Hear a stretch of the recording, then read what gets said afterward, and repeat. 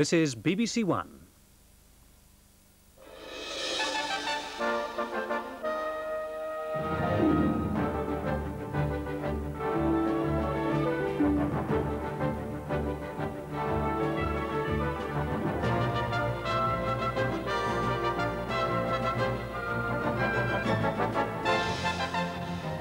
The 1 o'clock news from the BBC with Philip Hayton. Good afternoon. Britain's new Prime Minister, John Major, plans to build a society of opportunity. Mr. Major said Britain will play a full and leading role in developing a new Europe. Mrs. Thatcher leaves Downing Street saying Mr. Major has the makings of a great Prime Minister. Michael Heseltine sees the Prime Minister. He won't say if he's joining the Cabinet. And Cecil Parkinson resigns as Transport Secretary, saying he wasn't pushed. This morning, on the steps of Number 10, John Major set out his vision for Britain in the 1990s. He forecast a decade of remarkable opportunity.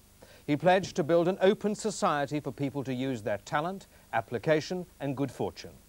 Earlier, Mr. Major accepted the Queen's invitation to form a government. His task now is to name those MPs he wants in his cabinet. He already has 2 vacancies to fill, his own old job of Chancellor and that of Cecil Parkinson, who resigned as Transport Secretary this morning. For the first time in more than 11 years, a new Prime Minister arrives at Downing Street. John Major with his wife Norma and the new Number 10 Press Secretary Gus O'Donnell. His first appointment announced before he took office. Mr. Major's brief speech was businesslike and straightforward. He laid down some key themes for the new administration. May I say firstly that I'm extremely grateful for the trust that my parliamentary colleagues have put in me and for the tremendous support that we've already had for so many people up and down the country. I hope in the next few years that I will be able to prove that that trust is justified. I'm grateful also for the enormous achievements that I inherit from Margaret Thatcher. I think history will record that she was a towering Prime Minister who left our country in a far better condition than she found it 11 years ago.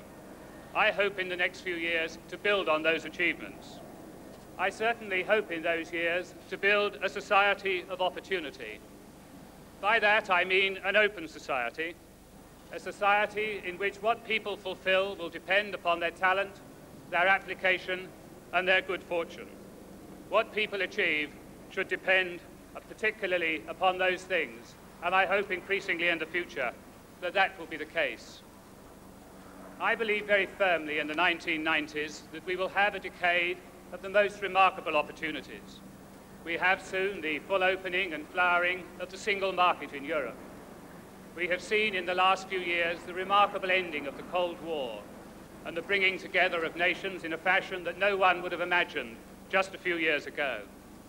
We have in front of us the building and development of an entirely new Europe, a building and development in which this country will play a full and leading role.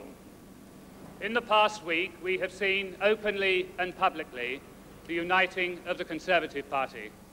I would like to express again my thanks to all members of the party, and particularly Douglas Hurd and Michael Heseltine, for the enormous contributions they have made during the leadership contest to ensure that the party can remain united for the future. There's no ill feeling at the end of this contest.